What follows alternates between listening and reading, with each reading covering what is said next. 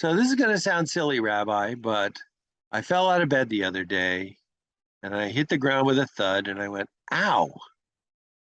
And yet in my youth, I used to fall out of bed. I used to push my brother out of bed because we shared a bedroom. Am I getting old? What happened? When is it that you're old? What are the telling signs? You know, this is really a neat subject, Joe. One of the Psalms, or maybe it's in the Proverbs, do not cast me off in my old age. So evidently, there has been views discrimination against those of us who have more years under our belts than other people. And it really makes me wonder. I'm going to be 77. So I often think about aging and getting older. One thing is, it's not an age is not a number. I hate when people say that. That's ridiculous because our bodies do age. That's why you said ouch, because as the body gets older, things break, things hurt, we're more susceptible. We have to be careful about falling and breaking things. That's just the nature of something that's older. It's not bad, it's not good. It's just acknowledging what is. But it's much more this mental attitude, this idea that old is bad, old is wrong, old is out of touch, old, you can't teach an old dog new tricks. And I think that's what does us in, is our view of our mental acuity, not denying aging, not pretending, because we are getting older. And I say to my students, some of you are smarter than I am. Some of you aren't. I may be smarter than some of you, but I have had more years of experience in the world.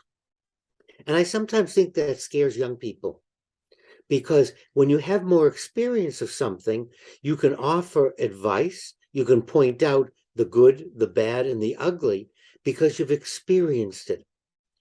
When you get to be older, you realize that we can survive other people not accepting who we are.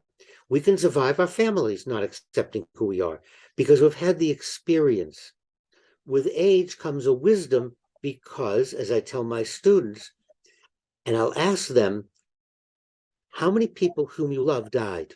And they'll say, nobody. I'll say dozens. How many people do you know have had terminal illnesses? They've had none. I've had dozens. So let me help you with what life presents, rather than denying or calling me an old person or old ideas. Let's take some wisdom. Let's see how we can help each other. And so I want you to help me. How do you think today? How do you see the world you're growing up in? I want to see the world through the eyes of a 16-year-old, to a 13-year-old. So you have to help me. You have to teach me. How do you see the world? It's not about correcting it or right or wrong. It's helping me understand how you see electronics, how you see all social media. How are you viewing it? And what's important to you? If you don't tell me, I won't know. And if you dismiss me in my old age, how will I know what's important to you? So it's important for you to teach me. So that's what I would ask from our youth.